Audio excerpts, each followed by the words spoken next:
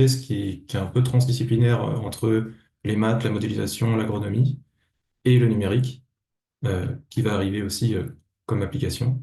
Donc ma thèse, elle est labellisée Digitag et je vais vous présenter ici un aperçu avec un peu de recul, on va dire, pas trop de détails, j'espère, que ce soit pas trop compliqué de mes travaux. Donc, dans un premier temps, les motivations, comment le sujet de thèse a été construit. Euh, le contexte, c'est que pour l'agriculture, il faut de l'eau. Et idéalement, on va essayer d'économiser de l'eau parce qu'on est dans un contexte où on en a de moins en moins par personne, notamment dans des régions où il pleut de moins en moins également. Donc, qui repose de plus en plus sur l'eau d'irrigation. Donc, si on peut l'économiser, c'est encore mieux. Et il y a différents leviers pour économiser.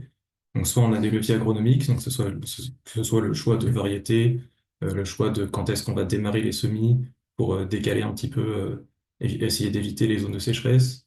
Les leviers techniques, que ce soit améliorer le matériel, faire de l'irrigation de précision, ou des leviers de pilotage. C'est plutôt sur les décisions. Voilà, on se dit on a des variétés, on a du matériel et on va agir avec de façon opératoire, le décisionnaire agit. Et on se met dans un contexte d'irrigation déficitaire pour être dans l'idée de on n'a pas beaucoup d'eau et il faut bien choisir quand est-ce qu'on la met dans la culture. Et en particulier, on n'a pas suffisamment d'eau pour obtenir le rendement idéal qu'on aimerait avoir avec notre parcelle. Donc le sujet a été construit à l'interface entre maths et agro, avec l'idée de voir, donc ça va être mon petit schéma qui est au milieu, qui est peut-être un peu petit, mais je vais l'expliquer, de voir le système d'irrigation. On a un seau d'eau, là, ça c'est notre quota d'eau, et nous on a un robinet, on est le décisionnaire, on peut l'ouvrir ou le fermer, et ça va sur les plantes, là, on irrigue. Et avec ce petit modèle interne, on va faire des maths, on va essayer d'avoir un modèle simple avec lequel on va appliquer la théorie du contrôle optimal, qui s'écrit sous forme de système dynamique. On a la dérivée d'une certaine grandeur, donc comment elle varie, on décrit ses variations au cours du temps t, qui peut dépendre de cette même grandeur x, qu'on va appeler variable d'état. Et le U, c'est la décision. Le U, c'est ce que je vais appeler le contrôle, la décision. Et ici, c'est ouvrir ou fermer le robinet. C'est irriguer. Et on va avoir à droite, plutôt les process agronomiques, avec soit on peut penser à des gros modèles de type Stix ou des modèles un peu plus simples, Aquacrop. Et si on va se baser sur Optirig, qui fait un focus sur les stratégies, qui n'est pas un modèle trop complexe non plus, mais qui a pour but d'être opérationnel. Et donc on a un modèle maths, un modèle agro, Optirig, et l'idée de la thèse, c'est de les rejoindre et voir ce qu'on peut faire avec, et notamment qu'est-ce que les maths peuvent apporter au modèle agro. Et un aperçu de mes travaux sur ces 3 années de thèse, donc je vais en présenter quelques-uns, mais vraiment sans détailler trop, ressemble à ça. Donc on va dire ça part de la gauche et ça va vers la droite globalement. J'ai mes deux modèles, le CCI que je vais préciser après et OptiRig. Et on a différents types de travaux. Donc on va chercher en haut le 1 des structures optimales d'un certain contexte du modèle CCI. S, ça veut dire sous serre. On a des résultats qu'on va essayer d'analyser numériquement aussi, donc le petit 2. En petit 3, on va s'intéresser à optimiser le modèle, mais cette fois-ci pas sous serre, mais en champ extérieur, avec des pluies. Et l'idée finale, c'est d'évaluer ces stratégies qu'on a optimisées dans les carrés verts. Et ben, on veut les évaluer. Pour les évaluer, ce sera sur Optirig, sur un modèle qui est plus solide avec des domaines de validation des paramètres. Et donc, il faudra petit 4 faire une correspondance entre mon modèle et le modèle Optirig. Donc, je vais présenter assez brièvement donc, ces travaux en 2, 3, 4. Mais pour ça, il faut que je présente qu'est-ce que c'est mon petit modèle CCI. Donc, CCI, c'est pour Control Crop Irrigation. Et comme je disais, il y a deux contextes. Soit on est sous serre, soit on est en champ extérieur. Alors, c'est la diapo où il y a le plus de techniques, je crois, donc n'ayez pas peur. Donc, si on se focalise sur la colonne de gauche, j'ai 3 grandeurs qui m'intéressent, que j'appelle S, B et V. S, c'est l'humidité dans le sol. C'est un taux d'humidité entre 0 et 1. B, c'est la production de biomasse et V, c'est la quantité d'eau qu'on utilise pour irriguer. Et la chose qu'il faut retenir, c'est que la quantité d'eau qu'il y a dans le sol, S, ça varie et sa variation est régie par des termes où on perd de l'eau. En bleu, c'est le terme de perte d'eau liée à la transpiration de la plante. En orange, c'est la perte d'eau liée à l'évaporation du sol. Et il y a des termes où on gagne de l'eau, et là, on gagne de l'eau avec l'irrigation en rouge. Donc, on a des coefficients Ks, Kr pour transpiration, évaporation. Phi, ça va être une fonction qui va représenter à quel point la plante est grandie. Donc, je ne vais pas parler plus en détail de comment. Enfin, je ne l'ai pas inventé, c'est un modèle qui existe, mais les détails, c'est si vous voulez poser des questions plus tard. Et notre critère, c'est qu'on veut maximiser la biomasse sur tous les choix possibles de décision U. Donc, on cherche U en fait. On cherche U pour avoir le meilleur biomasse à la fin de la saison. Et on a des contraintes, donc des contraintes opérationnelles. On a un- une vitesse d'irrigation, comment dire, un taux d'irrigation maximal. La U, c'est dans 0,1. On ne peut pas irriguer aussi vite, aussi fort qu'on veut.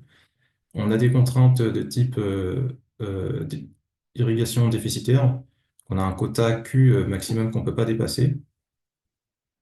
Et on a des contraintes de type bon, plutôt biologique, c'est que notre humidité, elle est plus petite que 1, on ne peut pas dépasser le remplissage du sol, et plus grande que ce que j'appelle Estol, ça va être un seuil de tolérance, on ne veut pas descendre en dessous d'un niveau d'humidité trop bas, sinon on tue la plante. Donc c'est le modèle de base, et globalement dans la colonne de droite, la seule chose qui change, c'est les termes en vert. Donc le K3R, c'est il pleut, donc il y a des termes supplémentaires qui s'ajoutent au remplissage du sol. Et on a du drainage aussi parce qu'on peut avoir trop d'eau d'un coup et ça peut ruisseler ou drainer. Et cette fois-ci, on veut toujours maximiser la biomasse, mais dans un sens un peu différent parce qu'on ne connaît pas les pluies à l'avance, il y a du non déterministe.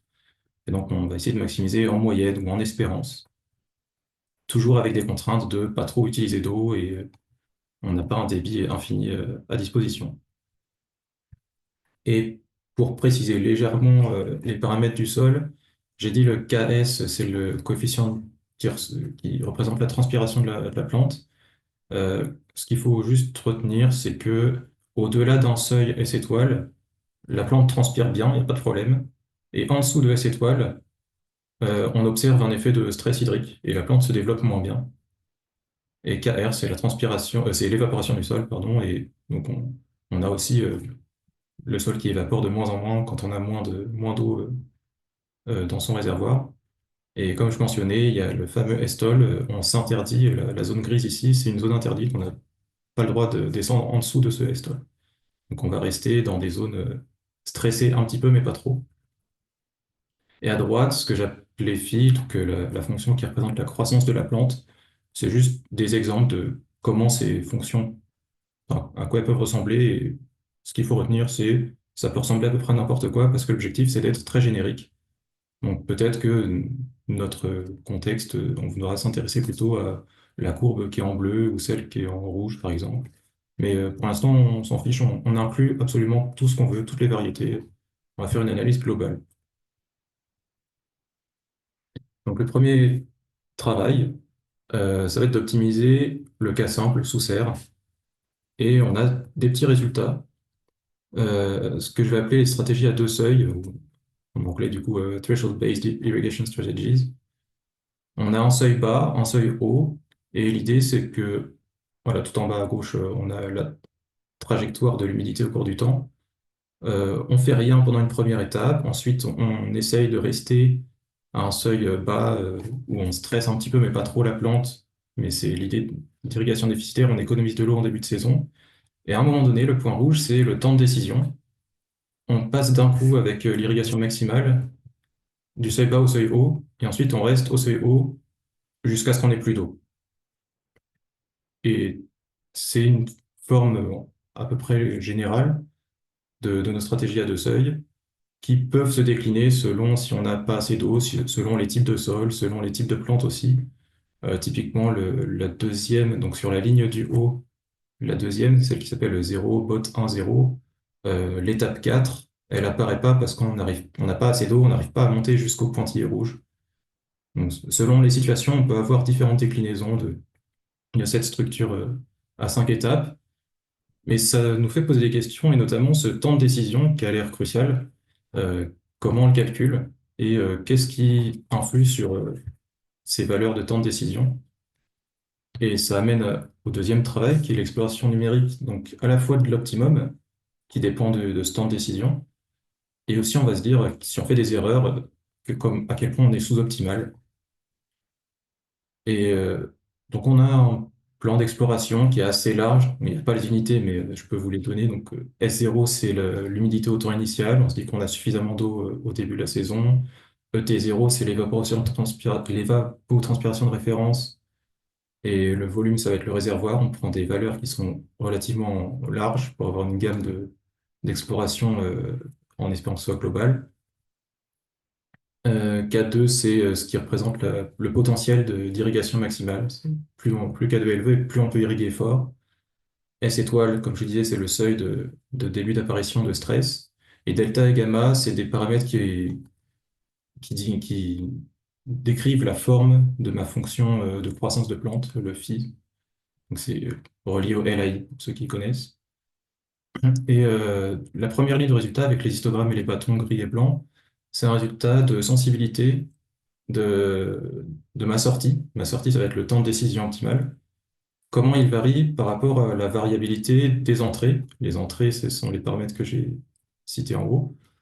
Et ce qu'on a comme résultat, c'est que dans différents contextes, selon la hauteur du seuil de tolérance ou non, on a des paramètres qui sont beaucoup plus influents que d'autres sur la sortie.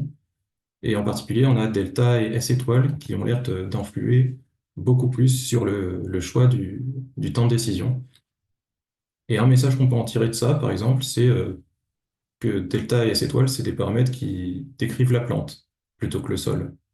Et donc le temps de décision, il est plutôt influencé par le type de plante plutôt que par le type de sol. Une autre, donc là, la deuxième ligne en bas avec les couleurs orange et bleu, c'est quand on évalue un peu les petites erreurs de temps de décision ou les erreurs de seuil de phase productive. Au milieu, on a un point vert, ça veut dire qu'on ne fait pas d'erreur, on est pile à l'optimum. Et dès qu'on s'en éloigne un peu, donc vers la gauche, ça veut dire qu'on déclenche trop tôt, vers la droite, on déclenche trop tard. Au-dessus, c'est qu'on a un seuil productif trop élevé, donc on a une demande trop forte en eau. Et en dessous, on demande moins, et du coup, on stresse la plante. Et les iso-valeurs, les lignes pointillées en noir, c'est combien on perd en pourcentage de biomasse par rapport à l'optimum. Donc, c'est pas contextualisé, il faut pas interpréter ça comme un résultat absolu, mais c'est un résultat en soi qui existe. Et ça veut dire que si sur une analyse globale, il existe, sur une analyse contextualisée locale où on choisit des paramètres pour dire c'est telle variété qui nous intéresse, tel sol qui nous intéresse, on pourra avoir le même type de résultat aussi. Et là, par exemple, on voit que si on perd beaucoup plus à sous-estimer le seuil de fonctionnement plutôt que le surestimer, par exemple. On a ce genre d'analyse numérique qui peut être intéressante grâce aux structures des travaux 1. Ensuite, donc là, on a fait le cas sous serre, et je vous ai parlé de cas en champ extérieur. Donc c'est plus compliqué tout de suite parce qu'on a des pluies, on a quelque chose qui n'est pas déterministe. Et déjà, j'ai mis les guillemets à optimal parce que faut lui donner du sens à qu'est-ce que ça veut dire, qu'est-ce qu'on cherche en fait à optimiser. L'idée, ça va être d'optimiser en moyenne et d'aller vers quelque chose d'adaptatif. Donc ça se fait en plusieurs étapes. La première étape, c'est de choisir une modélisation des pluies. Bon, c'est pas très grave l'expression, mais ce qu'il faut voir, c'est que mon oméga, c'est ce qui représente l'information de ce qu'on ne connaît pas. Et ce qu'on ne connaît pas, c'est le nombre d'événements pluvieux, grand N. On ne connaît pas les TI, les instants où ces événements pluvieux interviennent. Et on ne connaît pas les amplitudes de ces événements, HI. Et on écrit une séquence de pluie au cours du temps s'écrira comme une somme de ces événements, une suite d'impulsions en fait. Et on a potentiellement plein de trajectoires possibles selon toutes les pluies qui peuvent arriver. Et un outil théorique que j'utilise, c'est l'Average Cost Control, qui dit, bon, c'est une écriture un peu barbare, mais globalement, c'est pour dire qu'on veut maximisé en moyenne pondérée, enfin, c'est une moyenne des biomasses au temps terminal sur toutes les possibilités oméga de pluie. Et donc on a plein de trajectoires, mais on veut un seul contrôle qui optimise en moyenne. Ce contrôle que j'appelle cette chronique d'irrigation, le contrôle UF en vert, qui va nous donner un guide a priori. Ça va être une stratégie a priori qu'on veut suivre. Mais ça, c'est si on n'a aucune information, alors que dans la vie réelle, en temps réel, on a des informations, les prévisions météo. Et donc, si on se donne un horizon, par exemple, d'une semaine, on peut dire que voilà, sur le schéma, ce sera peut-être plus simple. Dans la partie en rouge, là, on a des prévisions météo, on sait en quelque sorte ce qui va arriver. Et donc, on peut faire une optie numérique avec les informations qu'on a. Et sur cet horizon, on va utiliser cette chronique d'irrigation optimisée numériquement. Mais pour la suite, on n'a pas plus d'informations que ça, c'est dans un horizon trop lointain. On va utiliser la stratégie a priori de, du UF en vert. Et ce qu'on peut faire, c'est que comme on a des prévisions météo qui se mettent à jour au fur et à mesure qu'on avance dans le temps, eh ben on a ce type de processus où on itère ces prévisions météo qui s'adaptent au cours du temps. Donc on a ce guide en vert et on va le perturber en fait avec des prévisions météo au cours du temps. Et ça, c'est des problèmes compliqués à résoudre, mais il y a une toolbox qui s'appelle Multiparametric Toolbox qui permet de résoudre des problèmes comme ça. Et donc c'est un outil numérique que je vais bientôt utiliser, qui permet d'aller chercher des stratégies et de pouvoir les tester. C'est ça qui est important. Parce que maintenant, comme je l'avais annoncé au début, ce qu'on aimerait bien faire, c'est de tester et d'évaluer les stratégies sur donc le modèle optérique qui est plus solide, qui est validé, bon, qui a un domaine de validation sur des données. Et le problème, c'est que mon modèle à moi sur lequel je fais mes optis, alors, c'est un tout petit modèle avec très peu de paramètres. Donc il va falloir faire un travail de correspondance entre ces deux-là. Je dis pas calibration parce que y a une dimensionnalité qui est très différente entre les deux, mais on peut, pour les modèles CCI, le faire correspondre dans un sous-espace d'OptiRig. Et une fois qu'on aura fait ça, on pourra évaluer ces stratégies à la fois sous serre et en champ extérieur. Et bon là, c'est juste un petit début pour dire que voilà, on a S étoile dans le petit modèle CCI qui peut être rapproché du θ x dans OptiRix, ces deux notations représentent la même chose, donc on a directement une correspondance entre les deux. Et ce que je disais, ma fonction phi qui représente la croissance de la plante, elle pourrait être rapprochée au LAI dans OptiRig, qui est une variable clé dans le développement du modèle.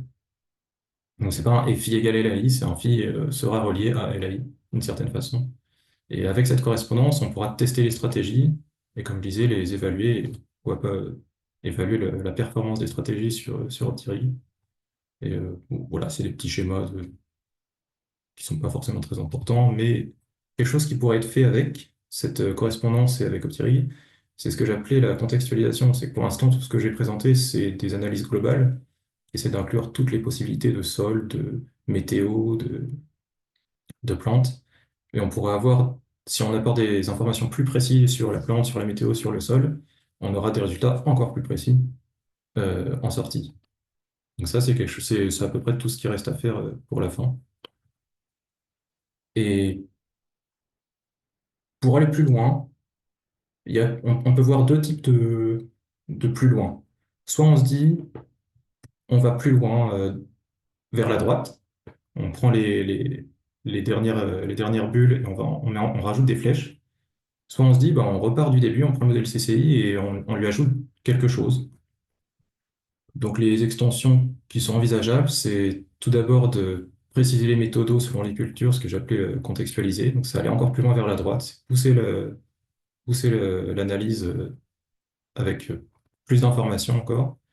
Ou alors on peut faire du multicritère, au lieu de dire je veux juste maximiser la biomasse, bah, j'ai plutôt envie de maximiser les bénéfices de vente par rapport au coût de l'utilisation de l'eau.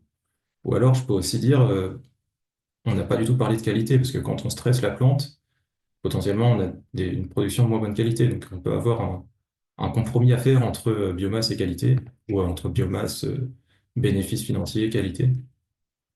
Ça demande de s'adapter dès le début avec les critères du petit modèle. Et après, on peut carrément changer. d'autres hypothèses. On peut se dire que la contrainte que j'ai dit, le head stall, c'est pas fixe parce qu'on a différentes phases de croissance de la plante. On peut dire que c'est une contrainte qui peut être basse au tout début de la saison. On va la remonter un petit peu parce qu'au niveau de la floraison, on n'a pas envie d'être trop stressé non plus. Donc, on peut avoir une contrainte d'état comme ça qui s'adapte. Ça change un peu tout dès le début du modèle. Et après, on peut carrément avoir des idées d'extension qui redémarrent le travail à zéro, se rajouter l'azote, les nutriments, par exemple. Donc, on a une décision bah, sur le schéma en bas à droite, une décision si on prend de l'eau fraîche ou de l'eau non conventionnelle avec de la reuse, par exemple. On peut carrément étendre le modèle dans plein de directions, faire du multiparcelle, faire du spatialisé.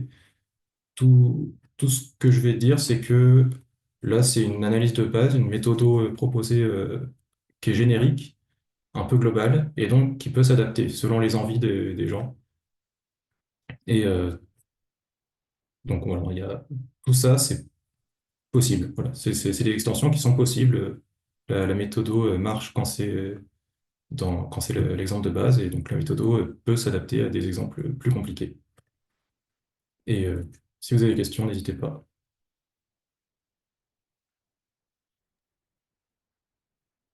Ah, merci beaucoup, Ruben. En effet, bravo pour avoir réussi à simplifier un sujet qui, de prime abord, n'est pas très accessible pour tout le monde. Donc, bravo à toi. Je ne sais pas s'il y a des questions.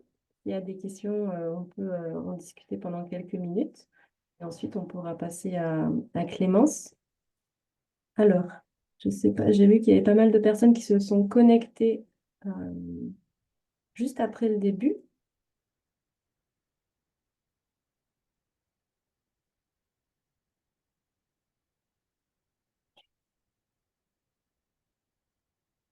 Ok, bah, c'était très clair du coup, Ruben. Dans Ok. tous les cas, donc du coup, il y a bien sûr possibilité de contacter Ruben sur son mail professionnel. On va pouvoir du coup passer à la seconde présentation donc, de Clémence Huc, donc, qui est aussi en thèse labellisée. Elle, cette fois-ci dans l'UMR ITAP, avec un sujet qui porte sur l'évaluation de l'impact environnemental de l'usage des outils numériques en agriculture.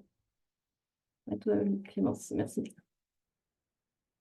Est-ce que vous voyez mon écran? Oui, c'est parfait, merci. Ok, super. Euh, alors, donc, je m'appelle Clémence Huc, donc je suis en thèse à l'INRAE. Ma thèse est financée par le projet Occitanium et labellisée Digital. Donc là, je vais vous présenter les principaux résultats d'un article que je suis en train de rédiger, qui s'appelle Is Digital Farming Good for the Environment?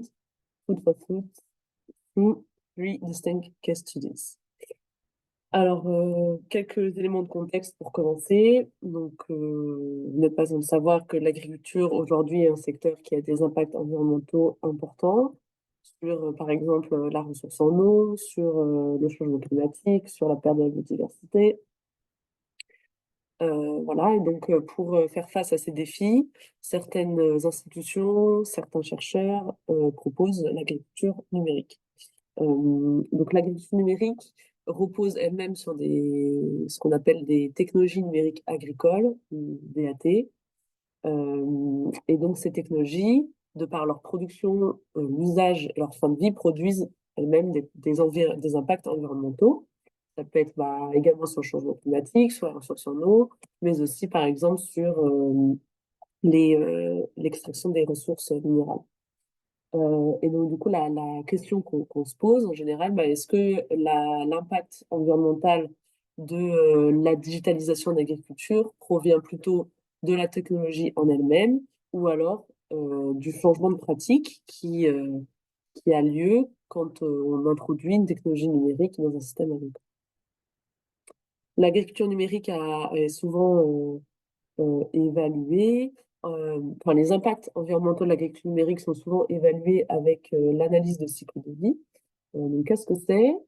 C'est une méthode qui a trois, on va dire, principes. Le premier, c'est que c'est une méthode qui est basée sur, comme le dit son nom, sur le cycle de vie.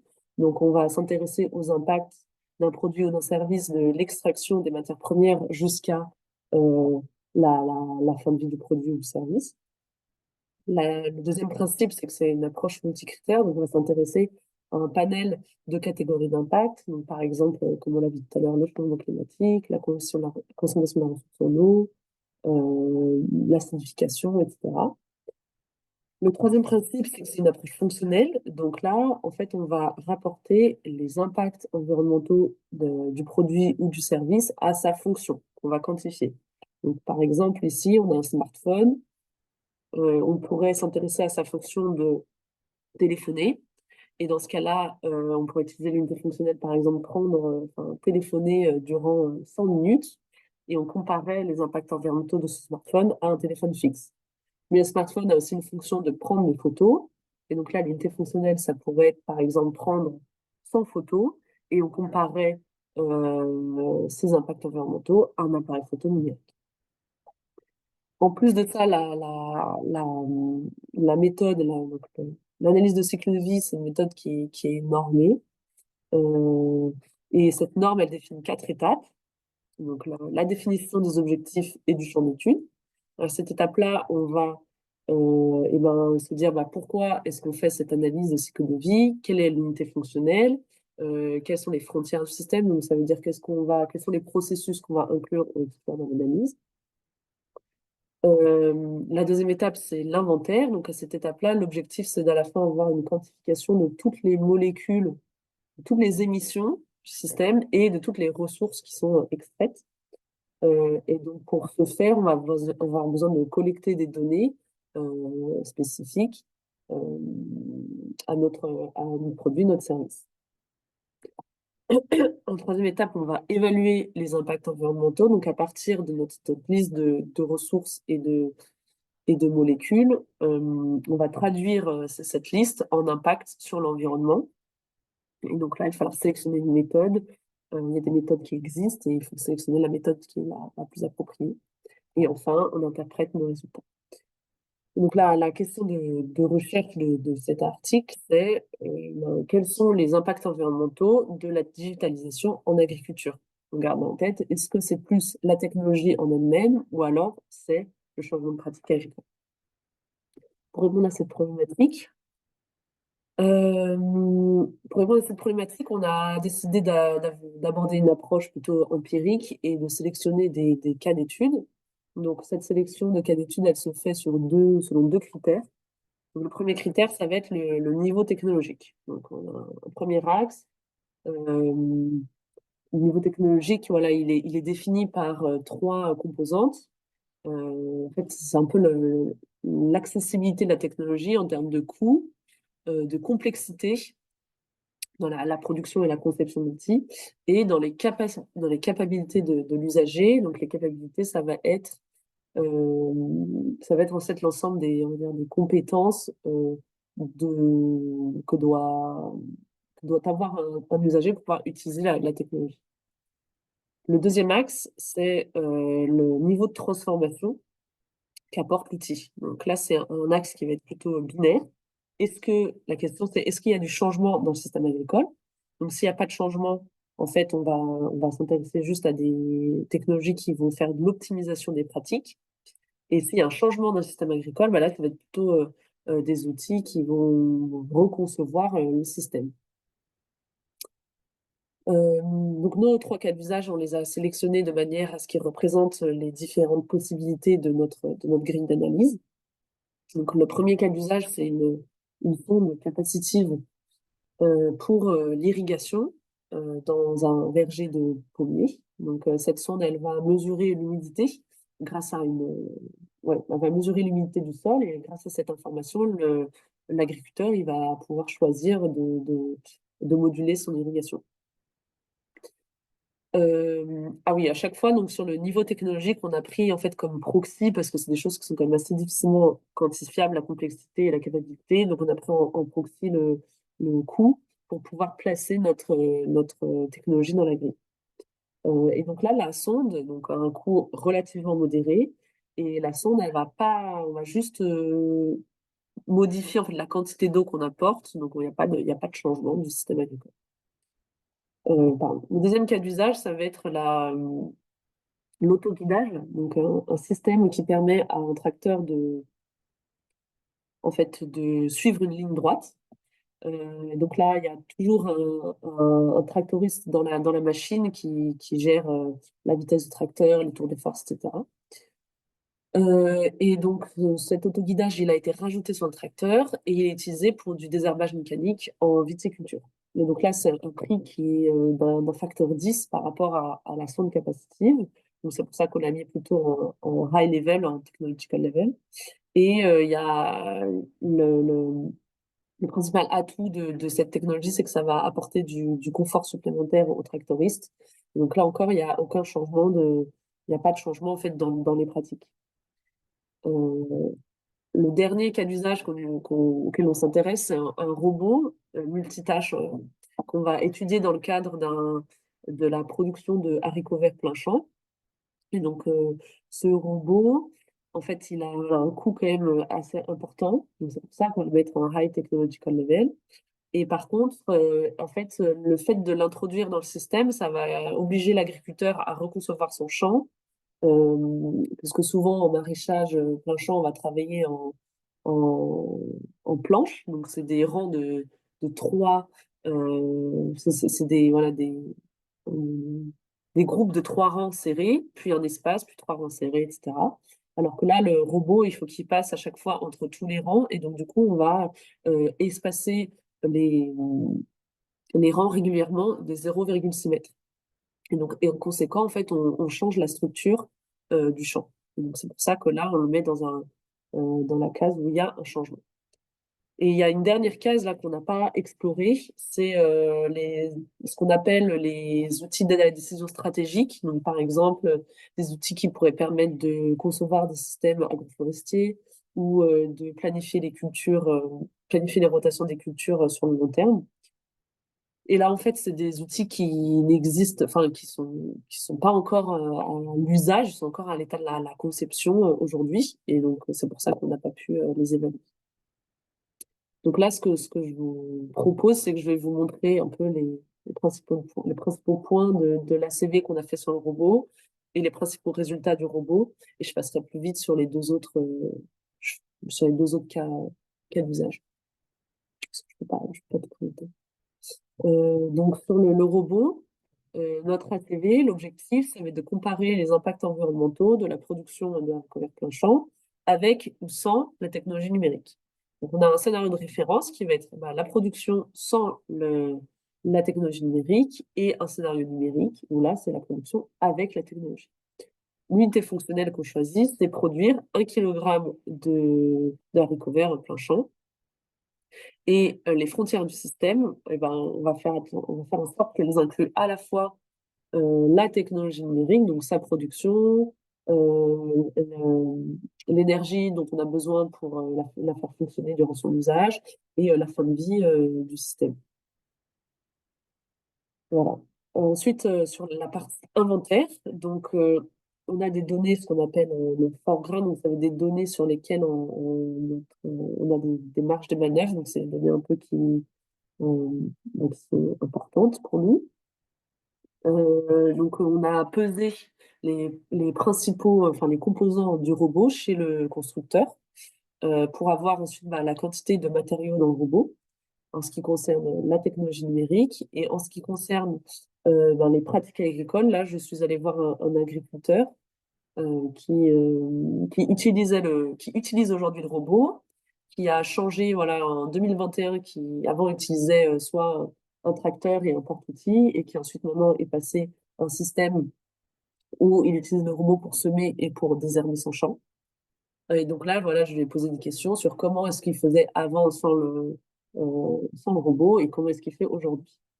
Et j'ai complété parfois avec des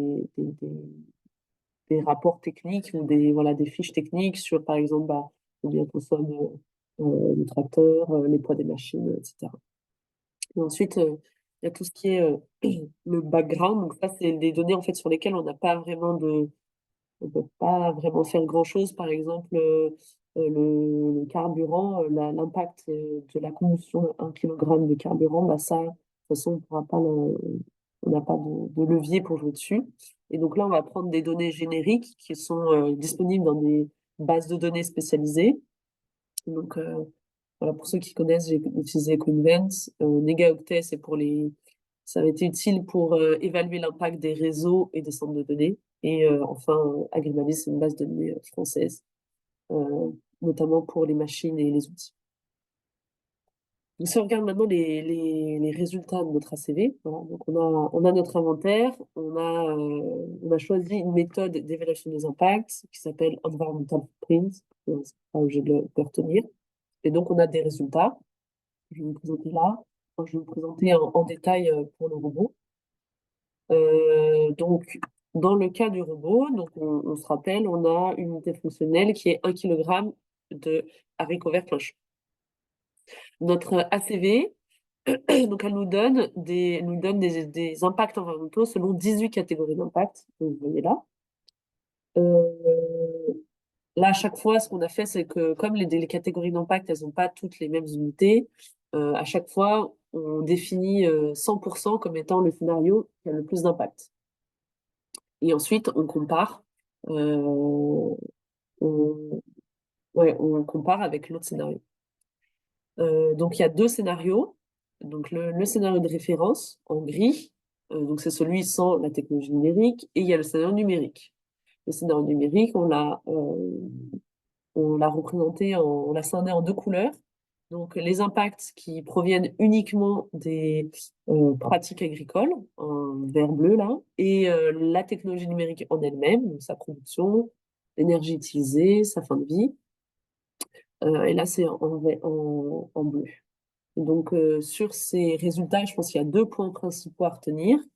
Donc, le premier, c'est que, en général, là, dans ce contexte-là, le robot, il va augmenter les impacts environnementaux de manière assez importante comparé à la référence. Donc, voilà, ça va entre 30, enfin, ça peut augmenter de 30 de 15 à 30%. Et le deuxième point à retenir, c'est qu'en fait, on se rend compte que la technologie numérique, elle contribue très peu aux impacts environnementaux du scénario numérique, sauf sur les radiations ionisantes, donc voilà, la troisième catégorie d'impact. Et ça, c'est lié au fait que le robot, en fait, il nécessite de l'électricité pour fonctionner. Et cette électricité, en France, elle est majoritairement produite par des centrales nucléaires qui émettent des radiations ionisantes. Donc là, je vais vous présenter un peu plus en détail pourquoi est-ce qu'en fait le robot il est plus impactant, pourquoi est-ce que le scénario avec le robot il est plus impactant que le scénario sans. Donc il y a trois points principaux. Donc le premier, c'est qu'en fait le fermier, il a pas changé ses quantités d'intrants, donc de pesticides et de fertilisants, alors qu'en fait, on a dédensifié le champ pour laisser passer le robot.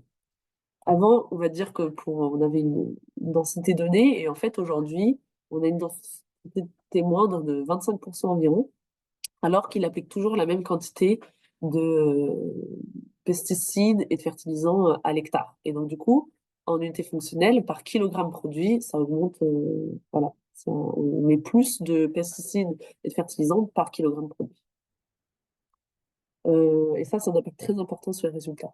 Le deuxième point, c'est que le rendement, il va, chez cet agriculteur, le rendement a diminué de 10%. Et ça, c'est lié au fait qu'il a une parcelle qui est assez caillouteuse et que les outils du robot sont pas tout à fait adaptés à ce type de sol. Et en fait, les cailloux se coincent dans les dents dans les dents des outils de désherbage. Et donc, derrière, ça arrache les plants de haricots. Et le troisième point, mais qui est un point en fait qui a très très peu d'influence sur les résultats, je vous mets juste là, voilà, pour information, c'est qu'en fait, comme on va plus espacer les rangs, on va augmenter le temps de passage de certaines machines, parce que le robot n'utilise que pour le semer et le désherbage, mais on utilise encore par exemple le tracteur sur la fertilisation. Et avant, donc sans le robot, en un passage, l'agriculteur pouvait faire 25 rangs. Et en fait, maintenant, avec un seul passage, je fais plus de 20 rangs. Donc, du coup, on utilise un tout petit peu plus les machines. Ensuite, très rapidement, on regarde en général sur les deux autres cas d'études, en fait, on se rend compte que d'une part, la technologie numérique, elle a très peu d'impact enfin, elle contribue très peu aux impacts environnementaux. Il y a une exception là, c'est les ressources, l'utilisation des ressources minérales et métalliques dans le cadre de l'autoguidage de seconde monde.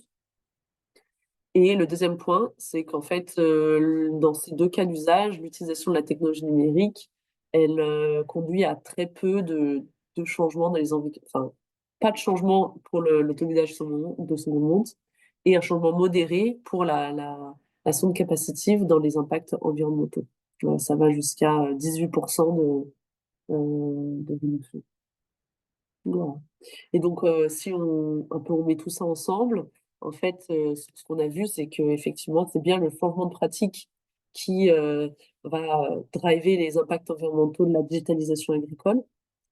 Et à l'inverse, en fait, le niveau technologique va avoir très peu d'influence sur les impacts environnementaux.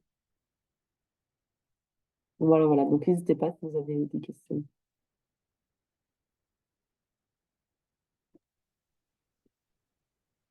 Merci beaucoup, Clémence. Oui. Alors, est-ce que nous avons des questions dans la salle? Ou est-ce que tout était parfaitement clair?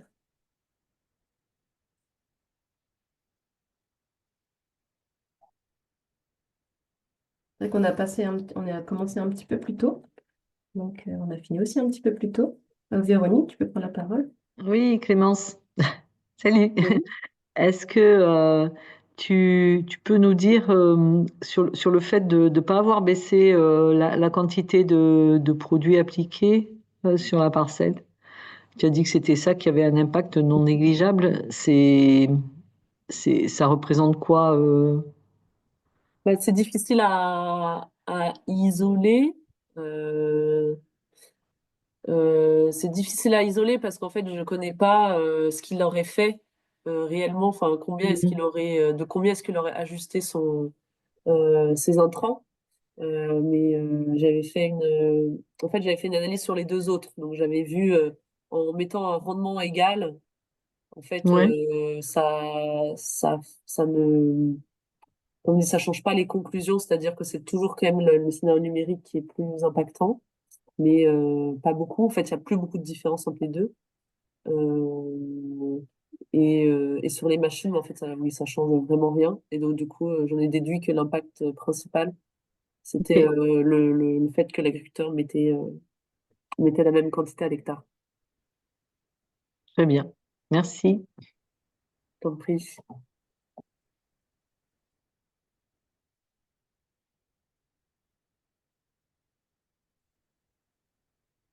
Je continue, Clémence. J'en profite. Et est-ce qu'en fait, on pourrait pas justement faire des propositions d'ajuster les doses? Puisque, Oui, oui, oui, tout à et- fait. Ce qui est intéressant, c'est que c'est un peu ce qui est ressorti avec l'entreprise là qui produit le robot. C'est que derrière, peut-être d'aller plus loin, je veux pas juste fournir la solution, mais proposer un accompagnement en fait. Après, il y a quand même, je pense pas qu'on puisse non plus se dire, ah bah tiens, de dire que c'est 100% équivalent. Parce que c'est-à-dire, on peut pas se dire, ah bah tiens, on a qu'à, si c'est densifié de 25% en moins, on peut pas non plus réduire de 25%, je pense. Euh, bah parce il y a des pertes dans le système et que si on pulvérise, par exemple, il va y avoir quand même beaucoup de gouttelettes au sol, etc. Donc après, je sais pas trop. Hmm. Je pense que c'est important d'aller jusqu'au conseil, on va dire, jusqu'à l'accompagnement au changement pour les agriculteurs, mais de manière agronomique, je ne saurais pas dire comment est-ce qu'on fait, quoi. De vrais conseils à donner. Hmm. Ouais, voilà. Hmm. D'accord, il faudra en parler aux agronomes. Ouais, c'est ça. Merci.